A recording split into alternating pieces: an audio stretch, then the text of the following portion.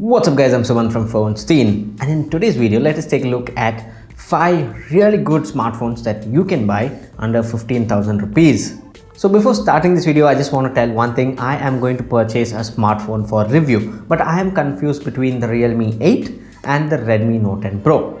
So you guys let me know which one I should buy and review, and I'll have a poll on YouTube and on Instagram, so make sure you follow me there. And once you guys have selected, I'll tell which smartphone I'm going to buy, and you guys can ask any questions or any doubts you have about that particular device, and I will answer that.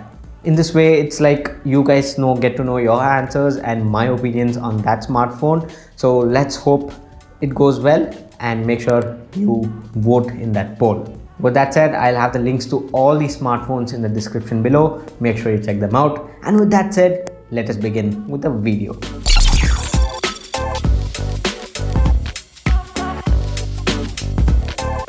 So the first smartphone on this list is the Poco M3. Now this is powered by the Snapdragon 662. It has 6 gigs of RAM, and it comes with a 6.53-inch Full HD display, and this here is a 60Hz panel. Now as for the camera, you have a triple camera setup with a 48 megapixel main camera, and as for the front camera, this has an 8 megapixel camera. And finally, the battery here is a 6000 mAh battery, and this is priced currently at 11,000 rupees. Next up, we have the Motorola G30.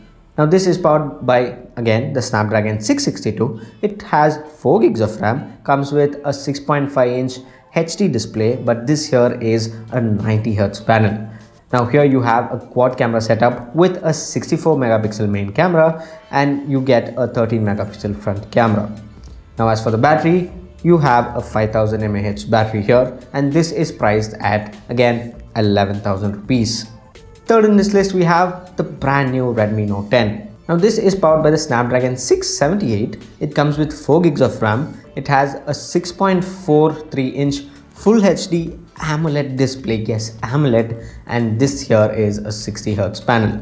Now this has a quad camera setup with a 48 megapixel main camera and has a 13 megapixel front camera. And this has a 5000 mAh battery, and the Redmi Note 10 is priced at 12,000 rupees. Fourth up, you have the Realme 8. Now this is powered by the Mediatek Helio G95. It comes with 4 gigs of RAM, has a 6.4-inch Full HD AMOLED display, and this here is a 60Hz panel. Now here you have a quad camera setup with a 64 megapixel main camera, and you get a 16 megapixel front camera. And the battery here is a 5000 mAh battery, and this is priced at 15,000 rupees.